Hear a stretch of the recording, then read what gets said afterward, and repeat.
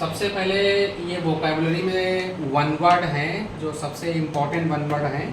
ये हर परीक्षा में लगभग पूछे जाते हैं, जैसे टीजीटी का हुआ, पीजीटी हुआ, NDA, CDS, air force, bank, SSC, हर परीक्षा में पूछने वाले वन वर्ड हैं जो सबसे ज़्यादा क्वेश्चन आए हुए हैं। वो हम 10 महत्वपूर्ण वन वर्ड बताएंगे आपको। अगर आप इन पे गौर करेंगे तो मोस्टली आपको ये वन वर्ड आपको मिलेंगे, और सबसे इम्पॉर्टेंट वन वर्ड में से हैं ये 10 जो हम आपको बताएंगे आज। जैसे पहला वन वर्ड है ग्रेजेरियस।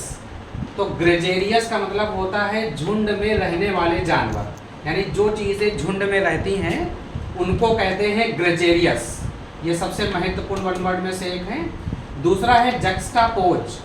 जक्सटापोज का मतलब होता है किसी वस्तु के बगल में रखना। जैसे मान लीजिए कि कोई चीज़ रखी है, उसके बगल में कुछ रखना, इसको बोलते हैं बिसाइड्स। तो प्लेसिंग बिसाइड समथिंग, इसको बोलते हैं जक्सटापोज। तीसरा वर्ड है पार्ले। ये आप जानते होंगे कि एक बिस्किट का भी बहुत पॉपुलर नाम है पार्ले, लेकिन इसका इंग्लिश का मतलब होता है समझौता करना।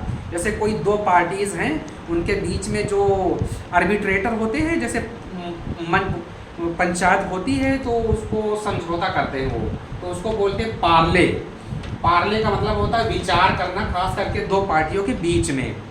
कभी कभी दो देशों के बीच में समझौते होते हैं, उसको भी पार्ले ही कहते हैं। और पापर, ये सिनोनिम भी है और वन वर्ड भी है। पापर मतलब होता है बहुत गरीब। और उसके बाद फिर एक देखिए ओडेसी वर्ड है। ओडेसी का मतलब होता है एक इंसान की साहसिक यात्रा। जैसे कि एक इंसान जब रातों रात स्टार हो जाता है अपनी मेहनत से, तो हम बोलते हैं कि वो उसकी जो जीवन है वो ओडेसी थी।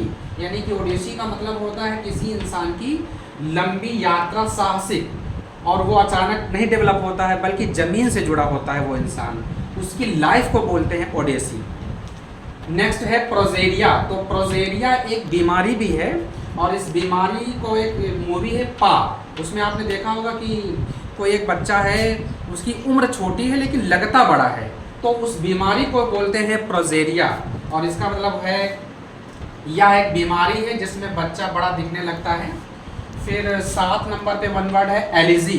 एलिजी का मतलब होता है शोक गीत। जैसे किसी की डेथ हो जाती है तो जब हम विलाप करते हैं तो उसे बोलते हैं एलिजी। इसको अंग्रेजी में दूसरे शब्दों में आप बोल सकते हैं मॉर्नफुल सॉन्ग। तो ये सबसे इम्पोर्टेंट वन वर्ड है, लिटरेचर में भी काफ़ी प्रयोग होता है। और नेक्स्ट वर्ड है 8 नंबर पे जेनोमैंटा। तो जेनोमैंटा का मतलब होता है विदेशी चीज़ों से प्रेम। अब चाहे विदेशी चीज़ों से मतलब होता है तमाम चीज़ें जो फॉरेन की होती हैं, उसमें चाहे लोग हों चाहे वस्तु हों, उनको हम बोलते हैं जेनोमैंटा।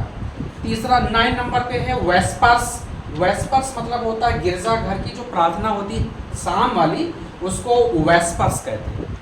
एंड लास्ट वन है सेटायर। सेटायर माने व्यंग होता है, जैसे किसी इंसान की क्रिटिसाइज करते हैं तो उसे सेटायर कहते हैं। तो ये थे 10 वन वर्ड जो हर एग्जाम के लिए महत्वपूर्ण थे। अगर आप इनको ध्यान से देख लेते हैं एक बार, तो हम आपको गारंटी दिलाते हैं कि 100% आपको इन वर्डों में से कुछ परीक्षाओं में जरूर मिलेंगे। धन्यवाद।